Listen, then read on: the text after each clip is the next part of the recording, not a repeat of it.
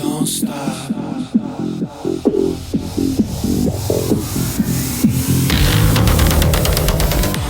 Hi, thanks so much for joining me on the Everything and Anything and a Bit Gay podcast. I'm your host, Zach Grandels-Friedman.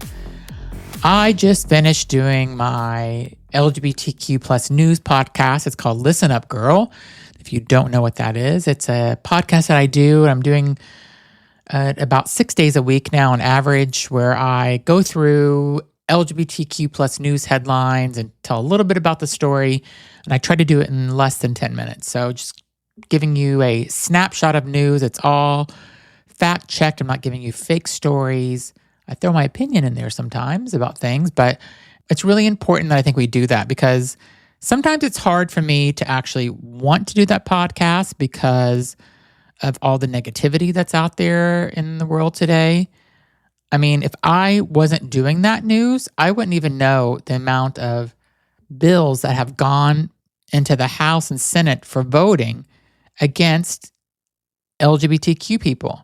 I think it's about 647, or is it 697, that have gone in since last year, since the start of 2025, that are, a lot of them are anti-trans, and that they're trying to, basically take rights away, take away gender-affirming care, taking away healthcare benefits. Now, I read a news report today where they have gone to Stonewall Inn Monument in New York City and taken down the pride flag. That is where the LGBTQ plus revolution began. That's where you had people protesting after a police raid, and they fought back because LGBTQ plus people did not have equal rights. And because of the people fighting back and protesting, that's why we do have the rights that we have today.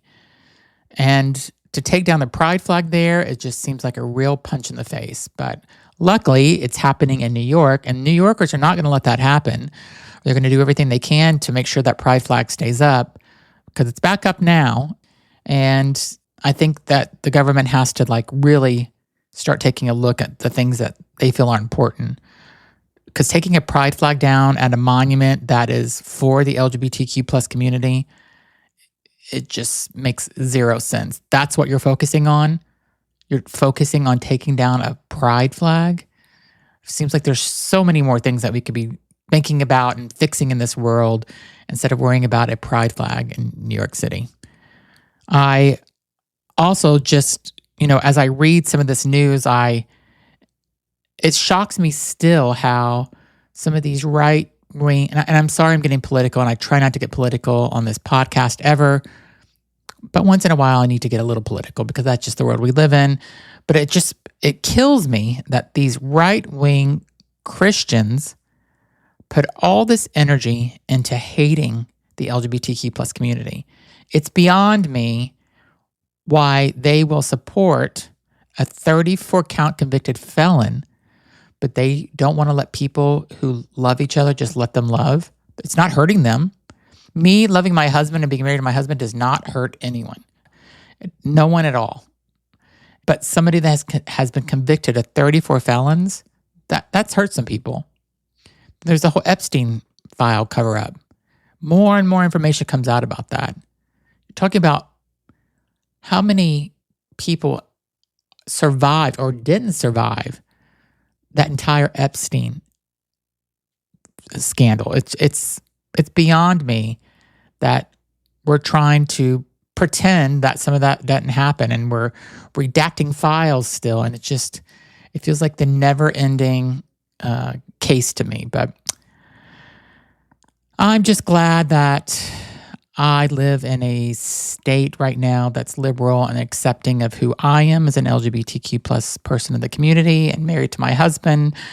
And this is one of the first states that gave rights for marriage. And I just feel very grateful and thankful that I live here.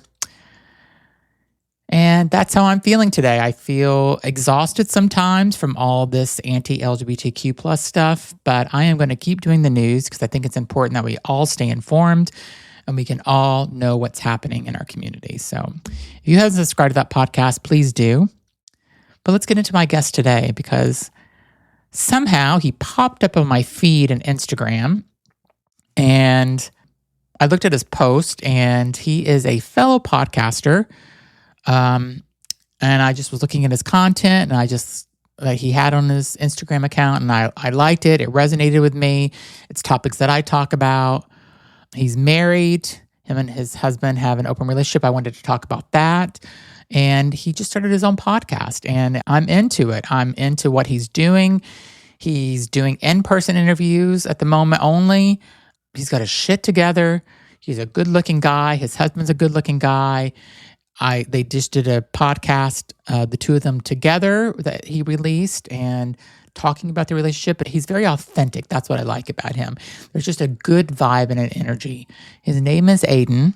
I hope you enjoy the interview and listen to his podcast, subscribe to it, because I think you'll probably see the same thing that I'm saying. It's like, we need those authentic voices. We need people to talk about their relationships. We need people to talk about what their life is like, just to help people, so people are entertained, not just by, all the pop culture stuff, but about real lives. And that's what Aidan's doing. So thanks so much for listening to my podcast, and enjoy my interview with Aidan.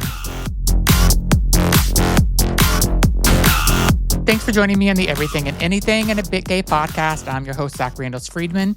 Today, I have found a new person who I have wanted to interview for the last couple of weeks.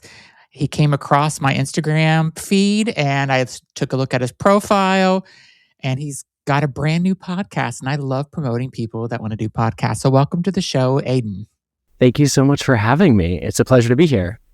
So Aidan Wharton, you have, I didn't even realize until I did some research on you last night that you've actually are an actor as well. Yeah, I used to be, for sure. Okay. I say that I sort of checked all of the boxes that I wanted to check in my acting life. And then once those boxes were checked, I thought, okay, what do I really want to do next? And podcasting and writing is sort of where the cards landed. Awesome. Did you start off on Broadway? Yeah. So, it took a while to get there, but I went to school for theater. I did some regional stuff. I did the national tour of Wicked. And then post-COVID, I came back and I did Girl from the North Country on Broadway, which is this folksy Bob Dylan musical, and did a couple movies. And then I did the national tour of Girl from the North Country again. So I took that out on the road. And once I came back, I told myself that I was going to let my boredom dictate what I wanted to do next. The Broadway experience was so wonderful. And I remember when my agents called me, I was like, wow, I feel so relieved. I did it. Yeah. I checked that box. And once I came back from tour, I started really putting a lot of energy into writing. And I found that was where my energies wanted to go on Substack. And then once I realized that I could sort of pay my bills through that, which I feel like is a huge gift, I put all of my focus there. And then just recently launched my podcast, Getting Close, about a month ago. So tell me what inspired that. I feel like, everyone is their little empire right now. Yeah. And I had some friends who were talking to me about my writing and who I felt like I was. Every brand strategist is always like, what's your thing? Yeah. And over the course of doing that really intense self-learning, I thought, what it always comes back to, no matter what I write, no matter what I talk about, no matter what I talk to my friends about, it is always coming back to connection. And I'm an avid lover of technology. I used to work at the Apple store. I used to always really want to know what was the next advancement. I think technology is so cool. I'm a huge science fiction nerd. And yet, in the past couple of years, I just can't stop thinking about all of the ways in which technology is driving us apart. And so that, paired with connection, paired with how much I love the queer community and the gay community, I thought there's got to be something here. So how can I model connection? So it's curiosity, connection, and community are my three pillars.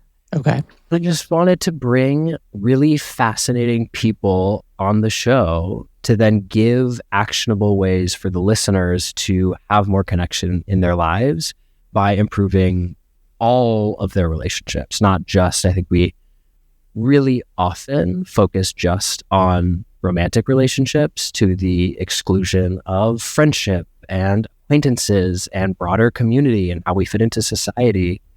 And so I really was feeling driven to find some incredible people, and it's been a really exciting journey so far. Amazing. So, I've said the story a few times on my podcast, but I so agree with you on the connection thing about how technology is like tearing us all apart. So I go to Provincetown almost every year with a group of friends, and they're from all over. They're from New York City. I live in Boston. They're one's from Dallas, or a couple were from Dallas. I mean, they're kind of from everywhere. And one year there were 10 of us at dinner, and I'm like sitting there. They're all on Grindr. I'm not on Grindr. I've been in a relationship for 27 years, and we're not open. And they're either single or they were open. Sure. But we were sitting there like, we don't get to see each other all that often anymore because we're all living in separate cities. Philadelphia is another city that people were in. And I'm just like, what's going on? Like, why is everybody on their phone? You're just looking for the hookup. And that's what they were doing. They were just like looking for the next hookup. And I'm like, but like we're making memories here. And I sound so old saying that, but I'm like, don't you want to spend time and chill and hang out together and laugh and stuff? And they're like, why don't you get on Grindr? It would be fun. I'm like, because what I like to do is I like to take their phones and then I like to go on Grindr and like fun. Message people and find people that's, and send stupid messages to guys. And I felt so like disappointed in that dinner. Even today, like it's been a year and I still feel disappointed in that dinner because we were not connecting. Right. And I am so like aware of that, especially in my own friend group. And I'm grateful that my friends are, I would say, half respectful and half afraid of me in that context. Yeah. Even in college, I had a friend who was like, Aidan, sometimes it's really hard to watch movies with you because you get really mad if I have to check my phone. And I'm like, I'm not sorry for that. God, we would be like best friends then because I'm the same way. God. So my husband, whenever we're sitting there watching like anything, he has his phone. I'm like, "What are you doing?" He's like, "I wanted to see what role that person played other things, and I know they look familiar." I'm like, "Look for it afterwards." Oh, I want to see where this film was made. Who cares? Just watch the fucking movie. Like, what are you doing? Yes, I know it's hard. It's a lot of what I've been researching too is how addictive everything on our phones is. And I think something that I really strive to do with my guests and with my writing is help people understand the way that the platforms are manipulating us. And it is really a fascinating occurrence that like we just aren't as primed to connect with people anymore because people don't feel as good and or comfortable as the things on our phone, So it's like, well, why would I want to go have coffee with somebody I don't know and make, have those uncomfortable silences and figure all of that out when I could just scroll or when I could just stay home and binge Netflix. Like, and I get it. Like, I get how aggressively these companies are trying to capture our attention in that way. And I'm just trying to do my little part to help people find a better way to connect. Yeah. Do you have rules with yourself even? So I'm horrible at this and I have to break this like starting tonight where I'm on my phone. I'll go to Instagram, then I'm on TikTok, and sometimes I'll get stuck on TikTok and I look at the clock and I was on there for 2 hours. I lost 2 hours of my day on TikTok when there's so many other things I could have been doing. Yeah. I never got into TikTok. You're so lucky. Just on the cusp of millennial and Gen Z, and I always identify with millennial because I didn't download TikTok. Or I did. Yeah. Downloaded it when I was on tour with Wicked, and we were in South Carolina. This was back in 2019. And so TikTok thought that I was like into I guess like comedy and queer baiting and like country bros were like all it fed me. I just was like, something about this doesn't sit right with me. And then I watched this really incredible video from the Wall Street Journal, I think, that chronicled how quickly TikTok's algorithm learned you. Mm-hmm. And so like 11 minutes is how long it takes to, and this was 7 years ago, so I'm sure it's much better now. And I was just like, I can't do it. And something about the app interface made me feel claustrophobic. And even as I've been trying to focus on, platforming on the internet, because that's what we all have to do, everyone's like, well, you have to do TikTok. You have to do TikTok. And I was like, okay, I'll give it a try again. And then the board switched over last week. And I was like, it's another thing. And I'm going to delete that one too. Yeah. But good for Instagram, you. 100%. I think I need to do that as well. I think I just need to just delete it and forget it. So I can't get rid of Instagram, but I can get rid of TikTok. And Instagram is very much a place where I do business. That's where a majority of the contact is from. That's how we met. Yeah. And I at least find myself spending lots of time on Instagram, but at least it's like more in DMs than scrolling. Mm-hmm. And I think that's also because I have this love-hate relationship with it, where I see the patterns it's trying to enforce us into, and I'm like, oh. But I will literally get open my phone and try to remember what I was doing, and then suddenly I'm on Instagram, and it's been a few minutes, and I'm like, no, there was actually something I meant to do here, and it's gone. Yeah, I got in a habit also of like, I don't know, I'd wake up at 2 a.m, like almost every morning just to wake up. My body's like, it's time to get up for a half hour. And I'd grab my phone, I would look at it, and it's such a bad habit. And so I broke that habit finally, but it's so addicting. It's horrible. So addicting. I know I finally had to buy an analog alarm clock because I was like, I don't want my phone in my bed. Idea. So now my charger for my phone sits right by the doorway to the apartment. And so I'm like, great, I'm home. I just plop it there, and then I can go get it if I need to, but at least it's sort of out of the mental space. That's actually a brilliant idea. I think I may do that. I may order an Amazon clock tonight. Yeah. I literally was like, it was like $15 and it doesn't do anything besides alarm and turn it off and snooze. And I'm like, that's all I need. Yeah. Awesome. Yeah. You just got married last year. I sure did. I want to hear how you met, and I want to hear the whole story. So how did you meet? Yeah. So we actually met on Hinge back in 2018. And I will plug, I don't know when this will air, but we are going to do like a little Valentine's Day episode of the podcast on February 10th. So if this is after, go check it out with my husband, where we'll talk about all of this as well. But so we met on Hinge, and the first thing that I really was struck by was how quickly he wanted to just meet up.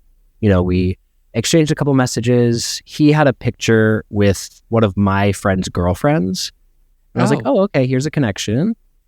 I messaged that friend and I said, like, hey, what do you know about Casey Garvin? And my friend texted me back and said, you guys should be dating immediately. And I was like, okay. So Casey asked if we wanted to get drinks. I said, yes. And I think that really was a big key component, is that we didn't spend a lot of time chatting. It was, 4 or 5 messages back and forth, made a plan. We met. We had like the best first date. And then we started dating pretty quickly. I think it took us like 3 months to figure out if we wanted to be boyfriends. And then we did that. We did like long distance when I was on tour. We moved in together February 2020. Wow. After a year of long distance and COVID, obviously. Yeah. I mean, that's like perfect timing, actually. It was perfect. It could, for both. Or it could not have been perfect timing, actually. So we were like, ooh, okay, we just went from being our own people for a whole year, like very distinctly, to now being in a 1-bedroom apartment, learning how to share space with each other. Luckily, I grew up in Hawaii and he grew up in New Jersey. So we ended up breaking our lease and doing a bit of time with each family. Okay. Which, all things considered, was very lovely. And then coming out of COVID, we broke up, which is always my like fun part of our tale. Yeah. Coming out, we decided that it would be better to live apart again after COVID, since we had spent such an intense amount of time together. And once we got back to New York, we sort of had this like really somber dinner, and we're like, yeah, that was it, wasn't it? I'm like, okay, wow, we are. And so we sort of spent that summer like detangling, and then like really being separated and broken up for a while, and then not that long. In the fall, he came back and he texted me and he was like, hey, can we get lunch? And I was like, sure. And so then it really took a lot of intentional repositioning of the relationship. You know, we had had all of these reasons that made us break up. And so we both had our requests for the other person and really intentionally came back together, which I really love. And then in the summer of 2023, we got engaged, which again was like a very mutual decision. Yeah. We had always thought that he would be the one to propose, but then once we started talking about it, I was like, wait, I want to propose too. That sounds so fun. Yeah. And he came back with the idea. He said, what if we both get each other's rings and we don't show each other and then just pick a day and give them to each other? And I thought that was really perfect. His best friend was getting married in France. And so we took a couple of days and went to Sitges afterwards. Mm-hmm. And we thought, you know what?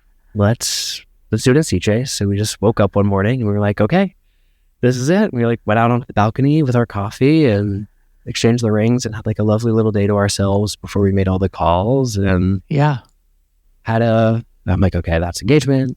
And then the wedding was, just this past August in Hawaii. It was like a pretty small affair, but we had everyone there for a week and we got to go to my childhood home. I grew up on a yurt, which is very much for my friends. And so everyone got to see the yurt.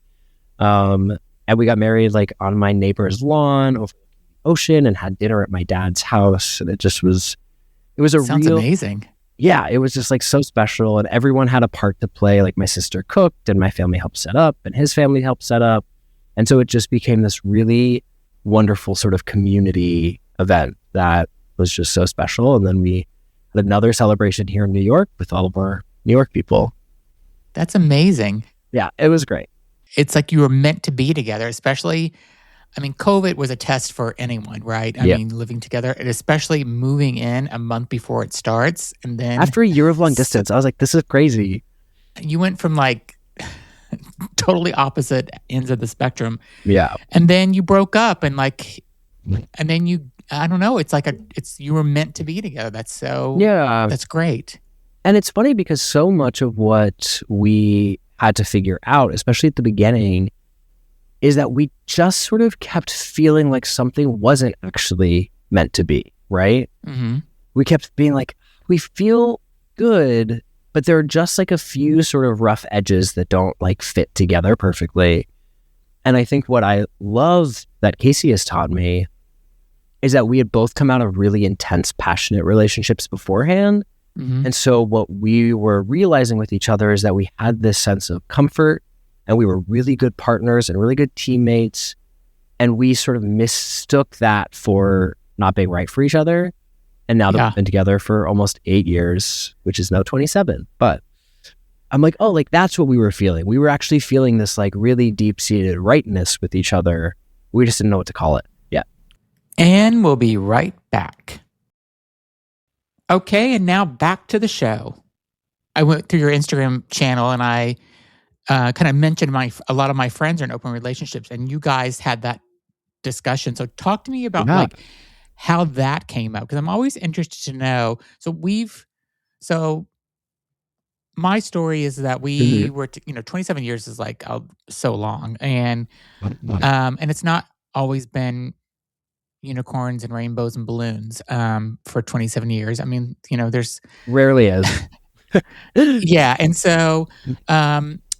But we did talk about it, not about having an open relationship when we were together like 4 or 5 months, about would we want to have a 3-way with somebody or something like that. And we did have that conversation, and then we talked it through, and then we both realized we didn't necessarily want to see the other person with somebody else. And I don't know. So it just wasn't for us. And then, it's just like we've never gone that way. So how did it happen for you? Like where, Yeah. and it's even like not just in the gay community, it's common with straight people now, Oh, I live in Boston, and the town I just moved from, which is literally right, the town next to us, is called Somerville, and it's got the highest number of like open relationships in the country. Like, okay, Somerville. yeah. So it's like our polyamorous relationships are like, I think there's like, it's like I don't know, that there's a local something, or I don't know, there's some local ordinance or something where you can have like with living situations and stuff. Like it's very open. Somerville's very, progressive, I guess you could say. Yeah. Okay. Well, I guess I need to go visit Somerville and talk to some people there. Yeah. The open thing is actually really funny because it has sort of become, through my writing, very much what I talk about most and what I feel really well equipped to talk about. I am the youngest of 4. My parents weren't ever open, but they had like a really fascinating relationship. They split and then they moved back in together to raise me, but not necessarily because they wanted to like live together. So they had separate rooms, and it's just always been a navigation, their relationship. And so I learned from a pretty young age that relationships can really look like however you want them to. And so once I moved to New York, then after college, I was like, whoa, there are so many different types of people and types of relationships. And I started dating, single people. I started dating couples. I dated a throuple for a while. And all of these relationships really became the blueprint for all of the ways in which I could have my own relationship. And so when Casey and I started dating, I told him all of this essentially. And I said, I don't know what I want. I'm not saying that I want to be open now. I don't even think we like really used the term open at that point. Yeah. But I told him I really want to be able to build a relationship with somebody that is custom to me. I don't want to just inherit these relationship structures that we're told to. I want to like build it. And I want to build it with my partner so that we're both happy and we both are feeling like this is the way that we want to live, Yeah. And then I went on tour and we did that year of long distance, and it started to come up then, just the conversation. And I don't really think a ton happened then, but we got really good at practicing the like, hey, I'm maybe going to go out tonight. You're going to be asleep because there's a time difference. If I meet someone cute, can I kiss them? Like, and so really good at that communication. And then didn't really open things up until a little while after we got back together after the breakup. And since then, like it has really sort of become a pivotal thing that we talk about often. Like even on this Valentine's Day episode we're doing, we asked people to submit questions, and I would say 75% of them were about that. Yeah. He and I are really effective communicators, and I just love relationships. I think they're so fascinating, and that combination, I think, allows us to have a really pragmatic view of openness. And while I understand that it's not for everyone and not for deep people, I really find it gratifying to be able to sort of help people through this process. Like I've had a ton of friends come to me and ask questions, a ton of people on Instagram come to me with questions, and it just is still like a really misunderstood thing. All the comments like so negative, and it's actually like makes me laugh because I'm like, wow, our monogamy beliefs are so deeply ingrained that choose whatever relationship you want, but watch people really have really negative opinions about openness. I'm just like, hey, I'm not trying to tell you what to do. I'm just helping the people who are curious have better relationships. And even if you're not into openness, just have anyone have a better relationship. Oh, so like, what were people saying that were? I mean, like, people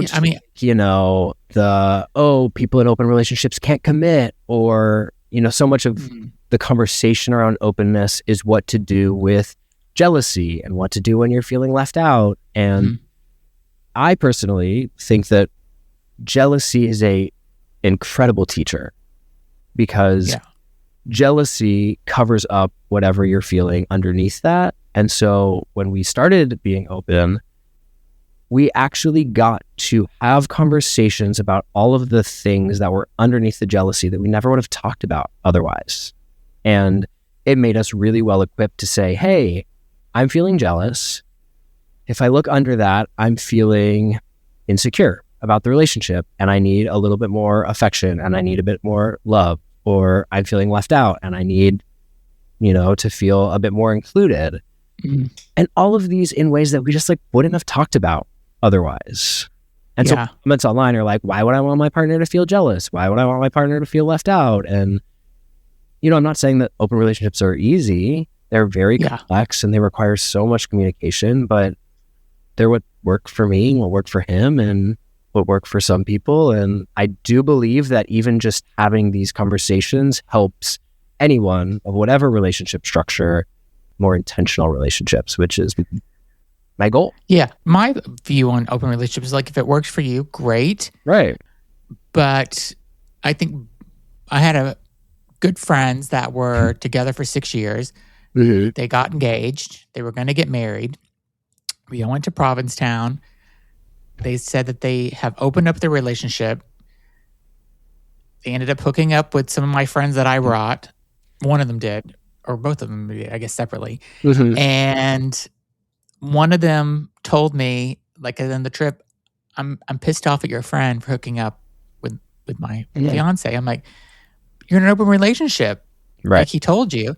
And still one of them actually was not into it. And he didn't want to say it.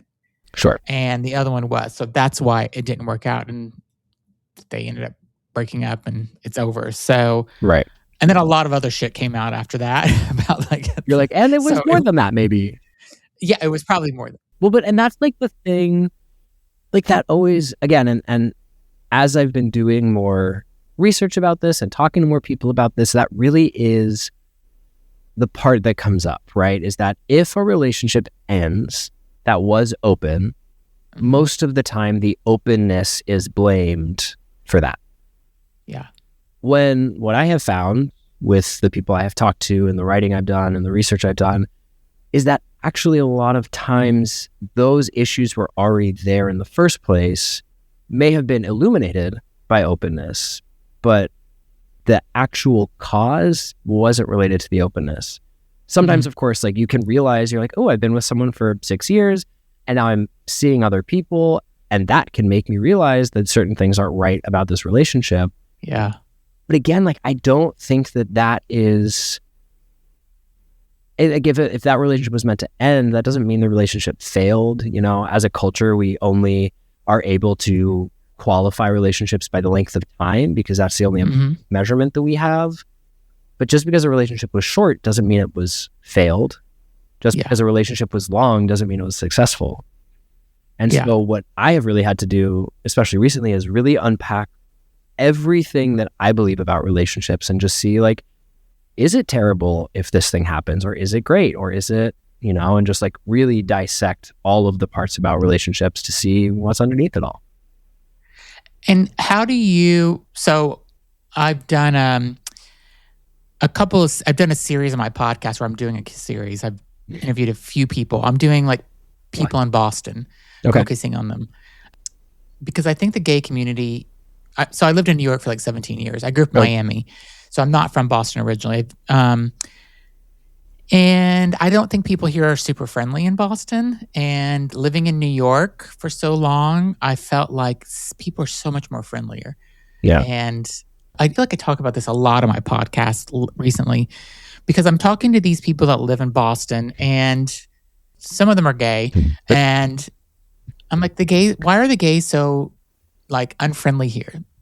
And they all agree with me. And all my friends that are gay are here say the same thing. I had 2 friends that lived in Boston and moved back to New York because the gays here are just not, they're so cliquey and they're just not into being friendly. They're assholes, actually. So they're massholes. Yeah, they're assholes. Yes, I feel like I'm going to get like. Yesterday, I did an interview with a guy who's in Boston who's gay, and we were talking about this same subject, and he was like a little like hesitant to say. He's like, "Oh my god, I feel like we're going to get like canceled." I'm like, "We're not," because they all agree with us because they all know they're assholes. You're like, that just is what's happening. Yeah. So my question for you is just like you're living in New York, so like you're meeting your friends. It's not like you've been there for a while now, right? About a decade. Yeah. Okay, yeah. So, I mean, if you go back and think about how you met your friends in New York, I'm trying to think how I met all my friends.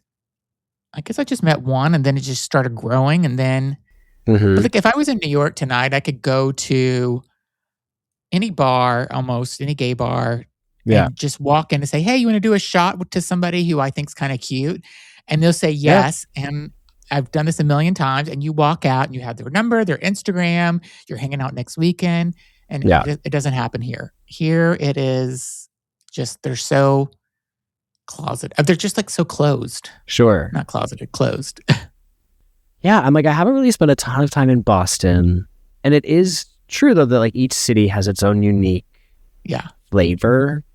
Yes. The gift of going on tour was that I got to go to so many cities, and we went to the gay bars where we could.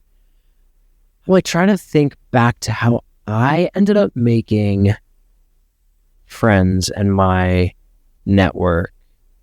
I would say that a majority of it, a lot of it came from college. Like I moved here with the majority of my friends. But all of the friends that I've made recently most of them have been through either like meeting through a friend of a friend or through Instagram or through the internet. Wow. And I think a lot of people don't realize or don't want to admit is that making a new friend is really hard, and making it requires so much work and so much intentionality. And again, it goes back to whether or not we stay inside on the couch or go out.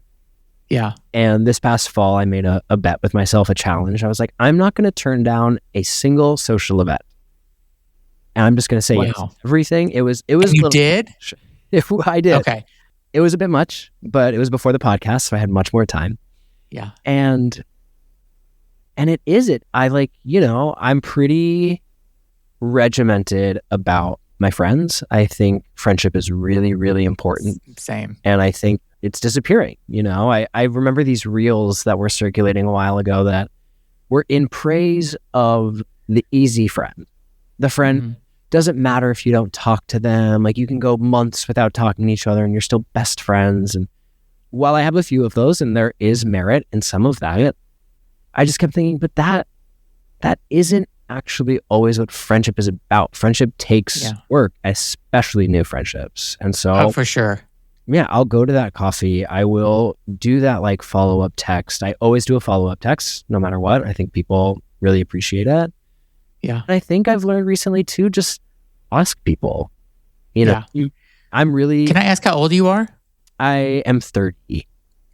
So you're going to go through probably what I went through when I hit a certain age. I ended up cleaning house of friends. Yeah. Like there was like friends I'm just like, like we were great friends for 10 years, but something just isn't there anymore. And I'm trying too hard. And I don't know. There's just like this whole cleanse of friends that I went through. And it feels really good in a way. It's kind of, I don't know, like, I mean, it's sad in a way too, but it's also, I don't know. I think it's just like needed sometimes where you got to go through and kind of get rid of the people that aren't giving you what you need in a friendship. Yeah. And you put so much work into that friendship and you're just like, this is exhausting. So it's not worth it. I had this great acting teacher in college and he would say, do not surround yourself with people who do not turn your leaves green. And I've always sort of remembered that. And actually a new friend of mine who I've made in the past year and a half, I'd say, he and I have talked a lot about how adult friendship in this moment we're in seems to revolve around shared curiosity.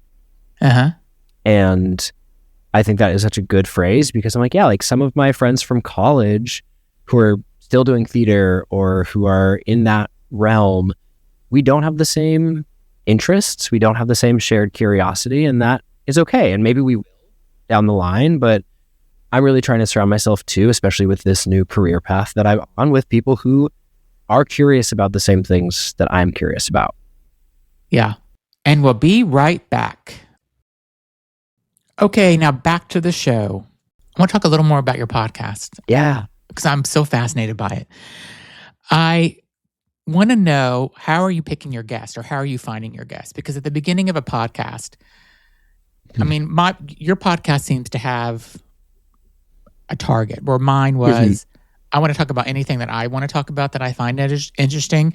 Yeah. But you kind of nailed it down a little more. So how are you finding your guest? A big part of it's Instagram. Again, so as of recording, we've released 4 episodes, so still baby.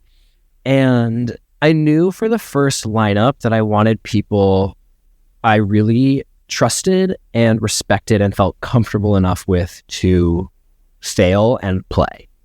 Okay. So my first guest was a friend of mine who started his own queer fitness company. His name's Sam Light, and the company's called Fit. It's a great workout app that he's built, and this like really incredible community. The second guest was a woman I had met at a Hinge event, who's a sex therapist. Her name's Shadeen Francis. Okay. That was like a really fascinating conversation about relationships. My third guest was in Some Like It Hot with my husband, and so I knew Jay really well. And then my fourth guest, she is incredible. I met her through a Substack event, actually, and she's one of the top investigators of the Epstein files.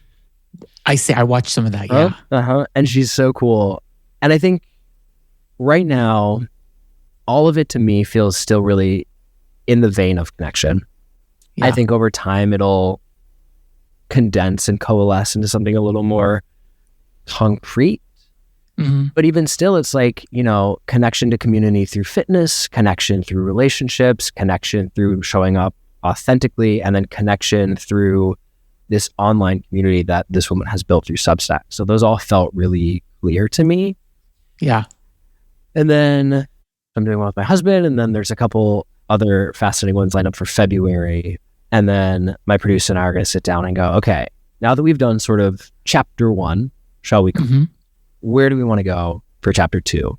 And I am constrained by having people in New York at this moment. Like I film right here behind me in the studio. I was going to ask you that. Are you going to do it online ever? I am sure I will. A big part of it when I pitched it.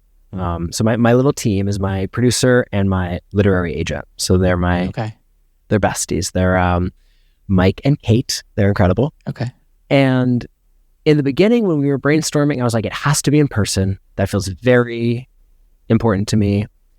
And then I thought, that's going to cut me off from so many guests. Yeah. By that time, I'd already done some outreach, and they were all with people who were in New York anyway.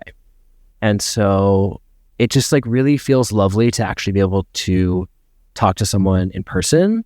Not that something like this isn't also so incredible. I'm very grateful for technology to give us the opportunity to connect like this. But after doing a few, I just was like, I like it. I like doing it. It fits with the ethos of the show. And I can film out in advance far enough that if somebody doesn't live in New York but is coming to visit, then, let's do it. Yeah. I think, I've done some in person when I first started. I like it in person more. It's just that people I just interviewed somebody from Australia this past week. So that's it. It's like the range is exceptional when you're not in person. And so I think, is there going to be a guest who is absolutely incredible and can only do this time and we hop on Zoom? 100%. Yeah. It's also because I'm learning so much because I don't have podcast experience that I'm like, I can't figure out the Zoom part yet. Don't do Zoom though. We're going to talk off the air and I'm going to give you all the, I'm going to give you some tips about. Yeah, I love this. I love Riverside. Yeah, because Rivers. Yeah, we'll talk about it. Not to get too techy and geeky on the podcast. Do you have like a list of guests that are your dream guest, or that somebody you would really like to have I on? have some dream guests. A lot of them are scientists. Tell me who they are.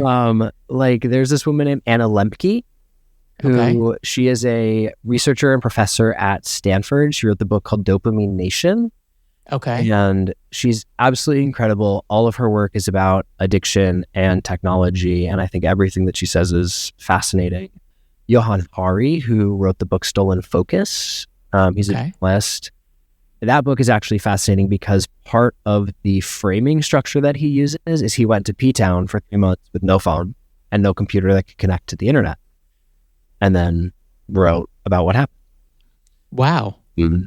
Yeah, and so like Vivek Murthy, who used to be the U.S. Surgeon General, who coined the loneliness epidemic, and then it's like, again, I'm like, there are so many ways that you can look at connection. So I have like the science side of things.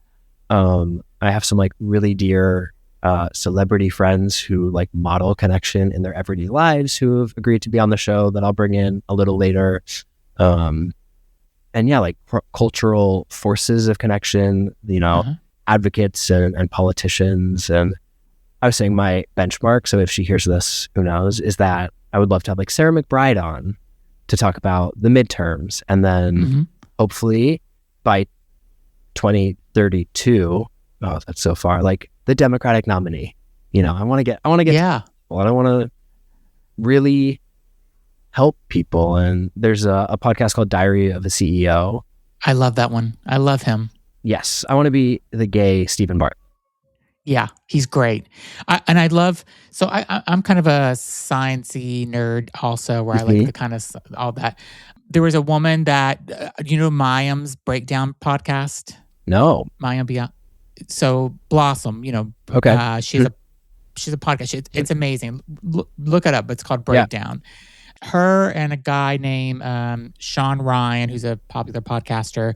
Okay. He's not, I don't agree with his politics so much, but I like his guest a lot of times. Okay. Because he has like really kind of like people that are part of the CIA or people that are into UFO discovery or paranormal stuff. So he had this woman on named Angela Ford. And so did Mayim. Mayim had this woman named Angela Ford. And so she worked for the CIA and did remote viewing in the 80s. And remote viewing, if you don't know what that is, or for listeners that don't know what it is, basically she could go and they would give her a little information and she could say exactly where people are. She can find people. And she found this guy who was like in the top 10 America's Most Wanted list. Wow. And she said, "Oh, he's in Wyoming." And they're like, "No, he's in Florida somewhere. He's in the drug industry. Like, he's not in Wyoming." She's like, "Okay, I'm telling you, he's in Wyoming." And then 2 weeks later, they're like, "Okay, well, tell us more about the Wyoming thing." Well, he's at this hotel near this landmark, and they sent someone there and found him. Wow. And she's fascinating. And so I sent her a DM, I found her email online and I said, "Will you come on my show?" And she did. And wow. I was so happy. Like she was amazing. So she's so interesting, and she's a psychic, and she teaches psychic classes and stuff. And I took a class with her and stuff. So like cool. She's so amazing. So it's just like you can, I don't know. I think you should DM or email all those people that you want to interview, because I bet you could get them. Well, and that's what I've learned recently too, is this like wealth of generosity among people that I think it's really easy to lose sight of. Yeah. You know, and even like, again, like when people ask me to come on a podcast, I'm just like, "Oh, wait, that's so sweet. Like, thank you so much." But when I'm like thinking about asking someone, I'm like, like you hem and you haw. And so that's a great message. So thank you. I have like an advisor that's helping me with he manages a bunch of influencers and podcasters and stuff. Like he's managed some big people, been a manager for big people. And I meet with him once a week, and he basically said, "I want you to like anybody that you think you want to interview, like do it. And I want you to be embarrassed to send them a DM. Like you're like, they're so big, like that's who you," and I don't want my show to be a celebrity show necessarily, but I do want some celebrities that I think they're interesting. Yeah. So I came up with Madonna, of course, like those people. And like she's never going to come on, but you never know. You never know. But there's other people like Bridget Everett, who is, I don't know if you You know, Yeah. I love her, and I feel like maybe I could get her. So I think I think I'm going to DM her like almost every day until she finally decides, like, stop DMing me and just like, I'll come on your show, but you don't contact me again because you're a stalker. That's it. It's the comment. People see comments more than they see DMs. Yeah, I think I do got to start commenting a little bit more into her stuff. But I just I love people like her. I mean, there's a bunch of she's incredible. There's a bunch of celebrities and just people on Instagram that I want to interview, but one day. I know, like, Nick Stalter just got on Substack, and I'm like, Nick Stalter, you're kind of, I want you to come on the show. Yeah. I would love to interview Don Lemon too. Like, just because of like all the shit that he's going through now, but I don't want to get too political on my podcast, so that's the other thing. Is there anything you're avoiding on your podcast that you're like, I want to avoid that, I don't want to talk about that? And it's hard not to talk about politics at all, but and it does come up, but I'm not like going on and saying my political views as much as I would like to. I'm pretty transparent about my political views and I mean, again, I had this Epstein investigator on, and we talked about a fair amount, but you know, even before that episode, I told her, you know, you do all these news interviews, like, you talk about this stuff enough. What I'm really curious about is how you stay happy if all you do all day is look through this terrible stuff. What you do as a mother, how you draw these like work-life boundaries, how you know, parent kids to bring them up in a way that isn't so, like, I was like, I want to ask questions that they haven't been asked before, and not the phrase of like, I want to have questions. I want to have conversations no one else is having. Yeah. I do think that what I enjoy about myself, again, I grew up in a really, really small town in Hawaii, and in Hawaii, everybody knows who you are because the world is so small, and what car each family has. So you have to be like, you can't cut someone off because they'll call your mom. Like, it's that insular. And so I was raised with a really strong sense of empathy and respect. And I think that's awesome. Helps me have conversations with people that aren't being had as often. You know, I think especially like, there are so many podcasts that are like culture recap podcasts or, you know, all of that. And I was like, I really want to like dive into things that wouldn't necessarily get me canceled, but like actually have conversations where like I might say the wrong thing and from someone, and as setting myself up in that way to be the person who models how to have these complex conversations, I feel like will help my listeners, I hope. And so I do sort of want to get into the nuances of a lot of these things. You know, like I talk a lot with my friends about queer culture and how the queer community is very divided and what we can do to bring that back together, and have it's about body image and masculinity and all of these things that are really affecting people. We just don't quite know how to talk about it in a way that brings people together. Yeah. We're really good at talking about it on social media in a way that's like, hey, gay person, this is what you're doing wrong. Yeah. And like, I get that is what drives engagement, but I'm like, well, what if we could be like, hey, you're a gay person, like, this is something affecting our community, and we should really come together to try to figure it out. Yeah.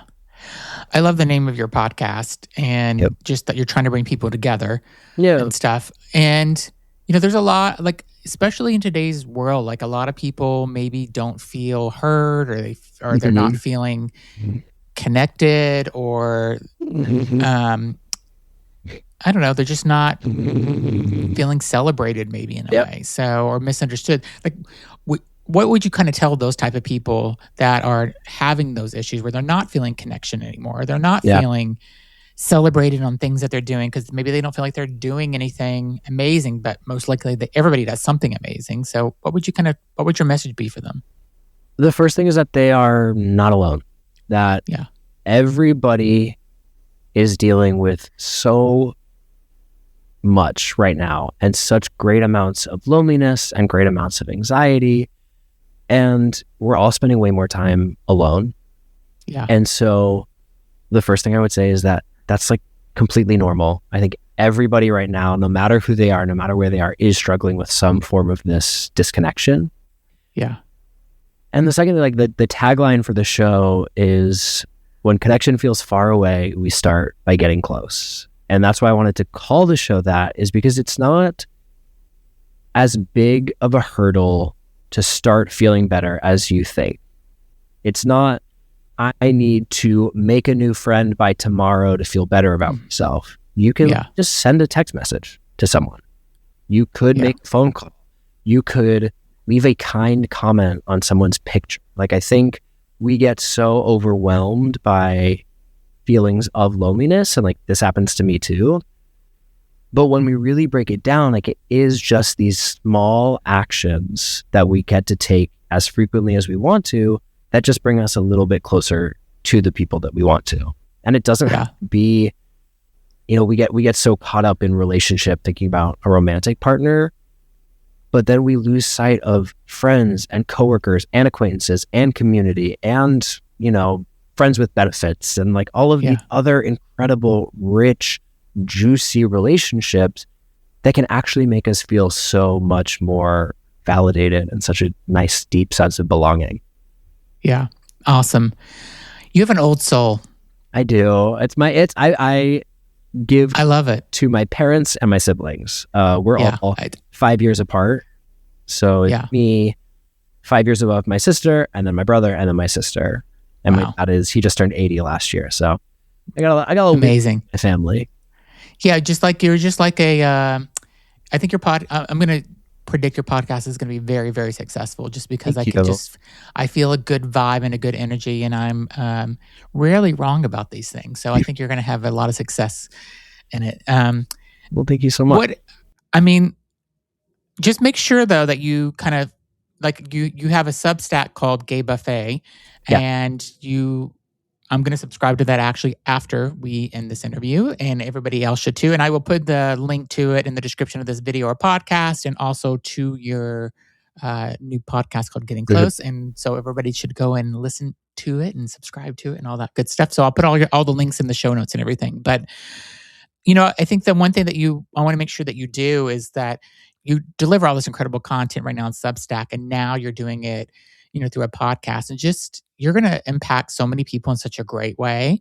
And just make sure that you kind of like step back sometimes and just realize that, because I can just tell that you care about people, you care about the world and stuff, and it's very rare, or it's becoming more rare nowadays. And it says a lot about who you are, and just reflect on that sometimes. That's all I ask.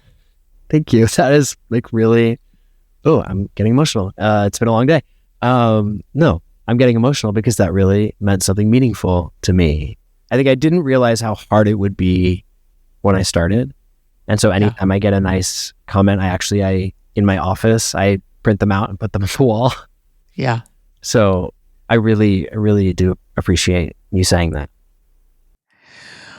Well, you're amazing. I can't wait to see where this podcast goes. And like I said, I think it's going to be a super success. And then I can be like, I got you, and you were only in your fourth episode. So. I mean, come on, look how much you've already. I'm really grateful that you have given me the time and space to get on and talk about it. I think obviously so much of growing a podcast is talking to other people and we are only as strong as the people who help us. And I've received so much help on this, and this interview also has been so much help. So I'm really, really grateful. Well, thanks so much for being on, Aidan. Again, everybody should go check out Aidan's podcast, Getting Close, check out his Substack, and I will put it all into the description. And thank you so much for being on. And if you haven't subscribed to my podcast and you're listening, be sure to, and go and subscribe to Getting Close as well. So thanks again for being on, Aidan. Thanks so much for having me.